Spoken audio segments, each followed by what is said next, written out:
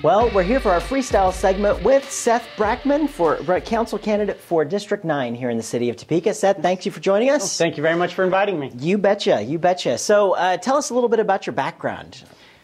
My background, I'm actually not originally from Topeka. I'm born in Kearney, Missouri, which is actually just north of Kansas City, small rural town. Yeah. Ended up coming here eventually to Washburn Law School, married my wife, lifelong Topekan resident. Met her in the first month of being here.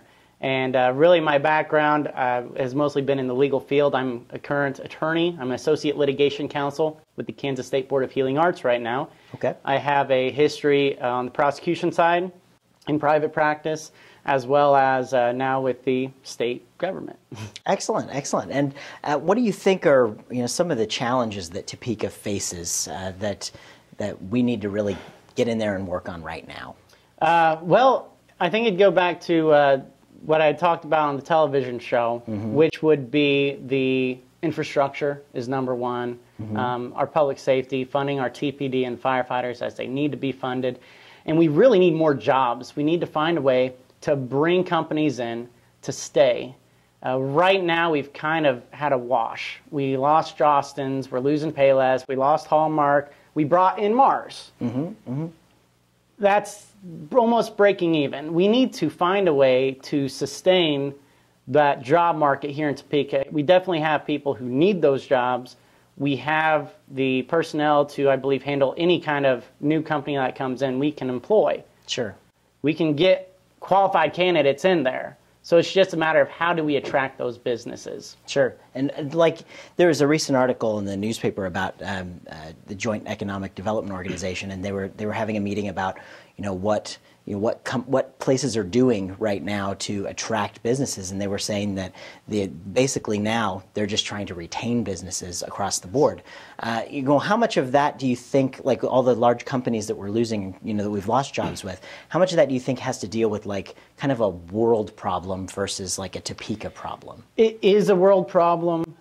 Historically, though, Kansas normally has the least impact. We're the last ones to get hit by recession, but then that also means we're one of the last ones to come out of recession. We're the last one to get the modern trends, and then we need to be more innovative. I'm saying we need to kind of change our aspect. The recession hit everybody. There's no doubt about that. And that's why everyone was fighting to retain their businesses. Right. And I think we needed to, one, do a better job at fighting to keep those businesses, give them a reason to stay, explain and prove to them why Topeka is a better place to keep a business, and then they could close one of their other stores. But we really need to focus on, at this point, it was the retention. And it was a worldwide problem, but it's just a matter of how do we ride the wave better than everybody else. And so if you were going to give a plea to the people, I mean, we're always thankful to the voters who get out and exercise their right and their duty to their country when they vote. But if you were trying to tell people who don't typically get out and vote that it's important for them to care about this, what would you say to them?